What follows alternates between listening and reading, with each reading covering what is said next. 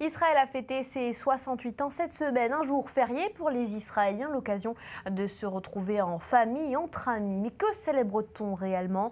Retour sur ces dizaines d'années de sionisme en images avec Solal Zeroual.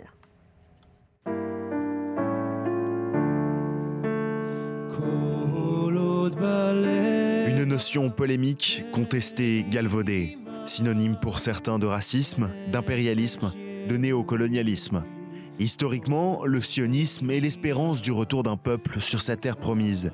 Une idée révolutionnaire en 1881, défendue dans le livre Auto-émancipation de Léon Pinsker et qui entraîne 5 vagues d'Aliyah du 19e siècle à la Seconde Guerre mondiale.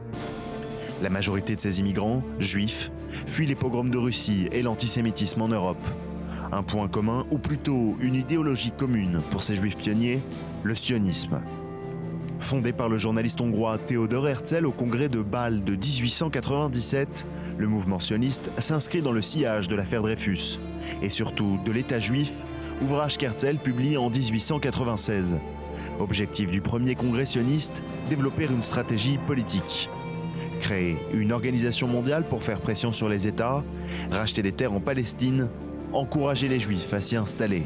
Une stratégie qui s'avère payante le 2 novembre 1917. Lord Balfour, ministre britannique des Affaires étrangères, adresse une lettre au président de la Fédération sioniste de Grande-Bretagne, Lord Rothschild.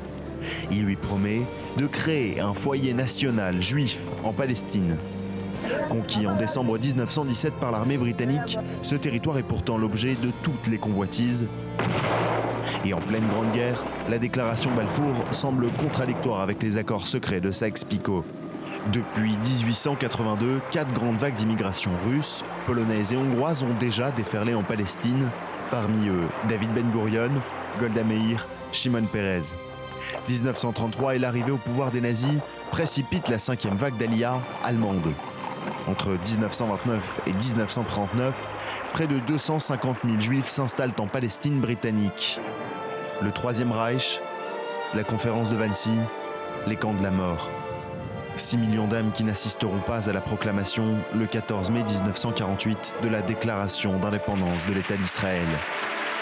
Le lendemain, le mandat britannique sur la Palestine expire, Jérusalem déclarée capitale éternelle du peuple d'Israël, et les armées des États arabes voisins qui attaquent. Après la guerre d'indépendance, la guerre des 6 jours de 67 mène à l'extension du territoire d'Israël. Beaucoup voient dans cette victoire inattendue une intervention divine, l'opportunité pour un nouveau sionisme plus religieux.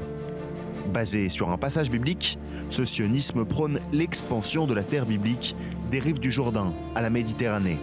Face au sionisme religieux, un courant de pensée post-sioniste. Début des années 70, 5 chercheurs examinent l'histoire de la naissance d'Israël.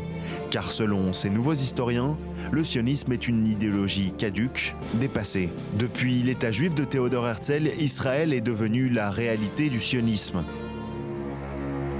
Du monde entier, des juifs ont immigré en Israël, faisant l'Aliyah, littéralement la montée en hébreu. Mais le sionisme se confronte à une nouvelle problématique, la Yérida, littéralement la descente. Combien sont-ils chaque année à quitter leur pays, à repartir de la terre promise ?